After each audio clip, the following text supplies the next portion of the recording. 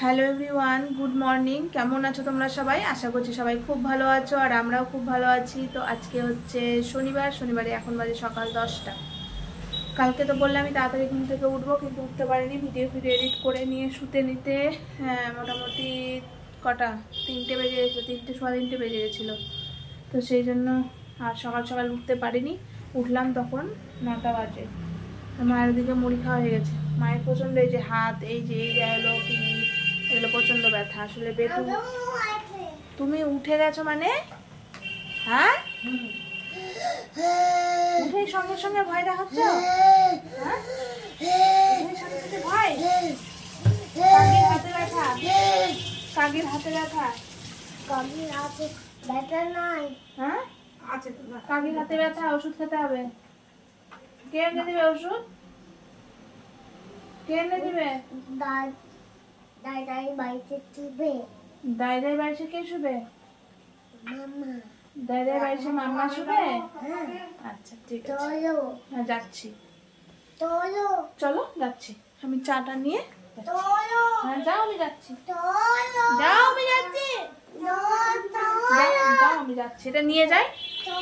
তো সেই জন্য ঘুম থেকে উঠতে দেরি হয়ে গেছে। ঘুম থেকে উঠে আগে জামা কাপড়গুলো মেশিনে দেওয়ার ছিল, মেশিনে দিলাম, কাঁচা হলো, ওগুলোকে মেললাম। এখানে বাসনপত্র সব মেজে গেছিলো মাসি, ওগুলোকে গোছগাছ করলাম। এখন বাজে 10টা। আর এই যে এখানে জিরে জল বসিয়েছি। আজকে আর লেবু জল খাচ্ছি না বা নর্মাল চাও খাচ্ছি না, আজকে জিরে জল খাবো। তো সেই জন্য ওটা বসিয়েছি, ওটা একটু ফুটুক। আর বাইরের ওয়েদারটা না আজকে প্রচণ্ড মানে বাজে ওয়েদার, একদম রোদ নেই, মনে হচ্ছে কত না মেঘলা হয়ে আছে, বৃষ্টি নামবে, এইরকম পরিস্থিতি হয়ে আছে। আর বাবাও বাড়িতে নেই, কেন বাবাও গেছে বাড়ি। কখন গেছে মা?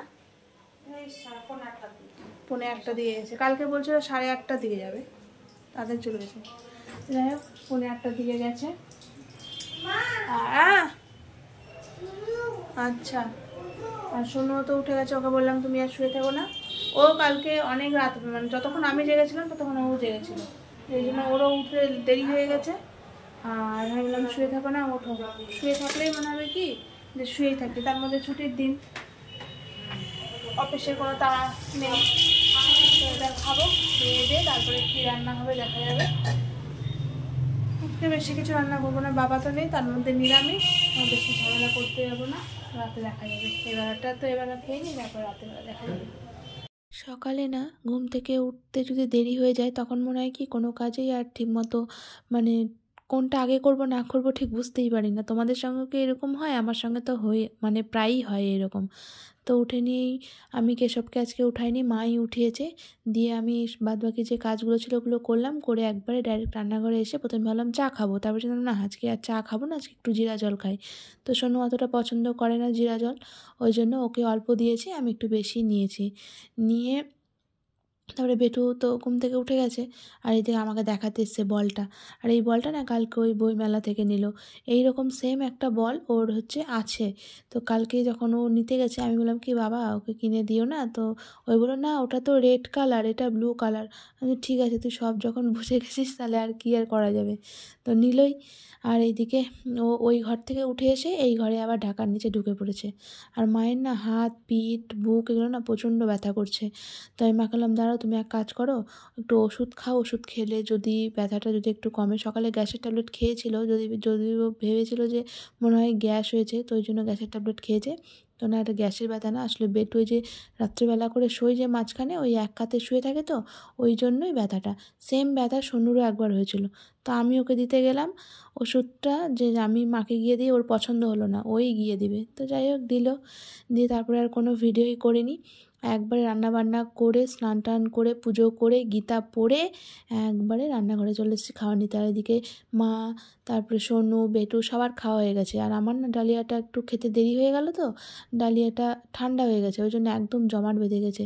যদিও আমার এরকম ডালিয়া খেতেই ভালো লাগে, কিন্তু একটু ঠান্ডা হয়ে গেছে। গরম হলে বেশি ভালো লাগতো, শীতের দিন তো অতটা ঠান্ডা ভালো লাগে না খেতে।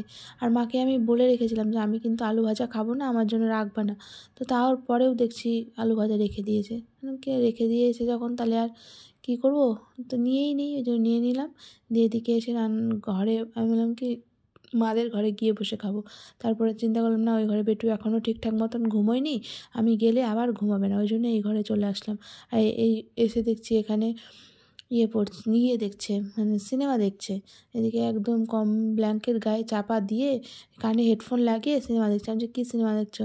বলছে কী যেন একটা নাম বললো, ছাতার মাথা, আমার মনে নেই। তাই বললাম খাবা নাকি? বললো না না, এই তো খেলাম, আর জায়গা নেই পেটে, খাবো না। আমি ঠিক আছে খেও না।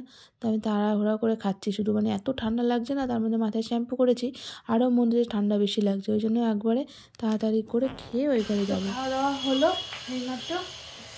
সোনু আর মা বেটু সবার আগেই খাওয়া হয়ে গেছিলো।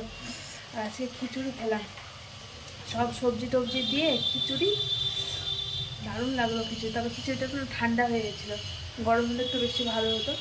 যাই হোক, ভালো লাগলো।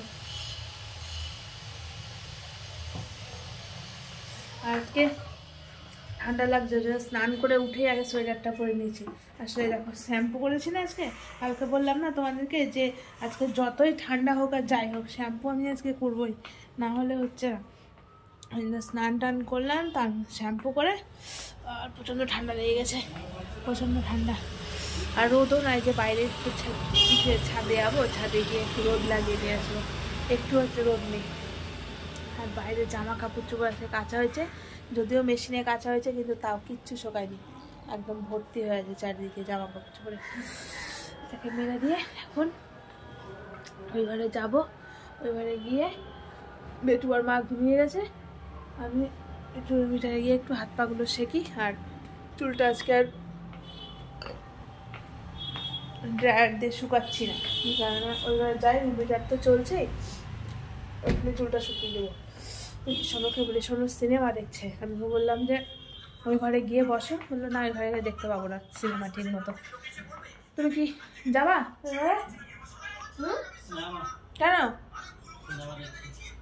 সিনেমা দেখছো? ওই ঘরে দেখো হেডফোনে, ওই ঘরে হেডফোনে গিয়ে দেখো। আমি যাচ্ছি, তা আমি গেলাম, লাইটটা বন্ধ করে দিলাম। ও যাবে না, ও ওখানে বসেই দেখুক, আমি একটু হাত পাগুলো শিখি, মানে প্রচণ্ড ঠান্ডা লাগছে, প্রচণ্ড। দাঁড়াও দেখাচ্ছি, কমিয়ে আছে, হয়েছে, কমে গেছে।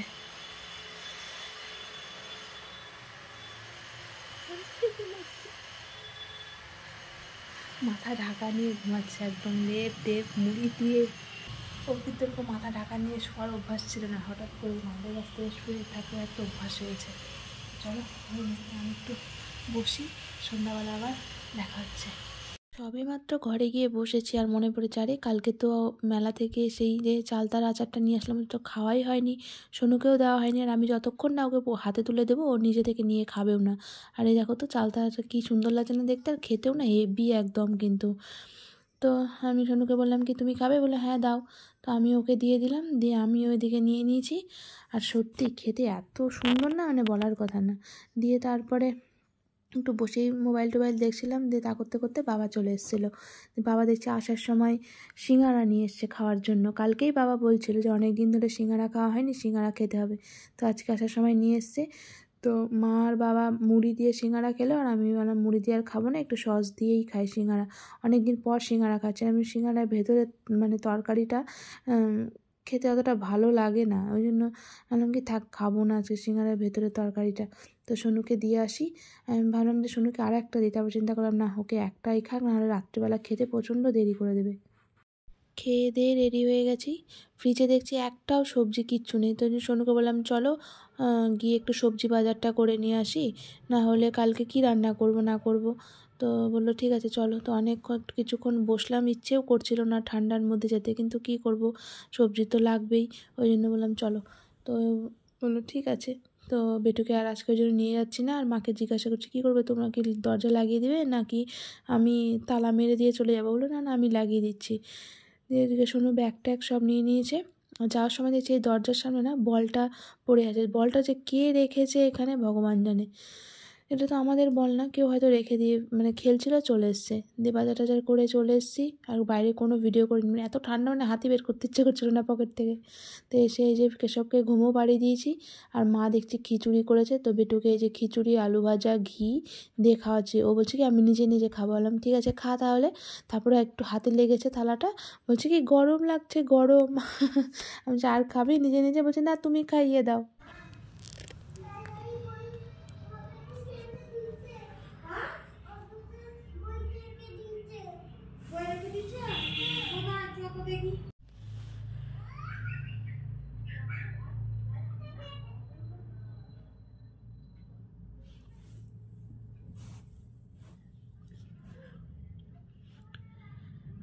বেটুর খাওয়া দাওয়া হয়ে গেছে, বেটু শুতে চলে গেছে মাদের কাছে। বাজার থেকে আসলাম, বা সবজি বাজার করলাম, বাজার থেকে এসে নিয়ে পেটটা এত ব্যথা করছে না, প্রচণ্ড ব্যথা করছে। সন্ধ্যাবেলা সিঙ্গাড়াটা খেয়েছি, তারপর থেকে পেটটা হালকা হালকা ব্যথা করতে শুরু করেছে। এর আগেও খেয়েছি, কোনোদিনও এরকম হয়নি, কিন্তু আজকে দেখছি ব্যথা করছে, মানে প্রচণ্ড পরিমাণে ব্যথা, মানে বলার কথা না, এত ব্যথা করছে না। শুয়ে আছি, ভালো লাগছে না। সোনুও খায়নি, মারা এসে দেখছি মা খিচুড়ি বসিয়েছে, মা আর বাবা খিচুড়ি খেলো। বাবার খিচুড়ি খেতে ইচ্ছা করছিলো, এই জন্য খিচুড়ি খেয়েছে করলো। আর সোনুর তো ডালিয়া আছে, ও ডালিয়াটা খেয়ে নিবে, আমি দেখি কী খাই। পেটটা এত ব্যথা করছে না, মানে কথা বলছি তাও মনে হচ্ছে পেটটা, কথা বললে মনে হচ্ছে আরও বেশি করে ব্যথা করছে। এই দিকে কাত হয়ে শুয়ে আছি, এখন ঠিক আছে। আবার যখন একটু সোজা হতে যাচ্ছি মানে প্রচণ্ড ব্যথা। আর এসেই কেশবকে ঘুম পাড়িয়ে দিয়েছিলাম। সিঙ্গাড়াটা খাওয়ার পর থেকে ব্যথাটা শুরু হয়েছে। তাও তো সিঙ্গাড়ার যে তরকারিটা আছে সেটা খাইনি, শুধু ওপরেরটা খেয়েছি।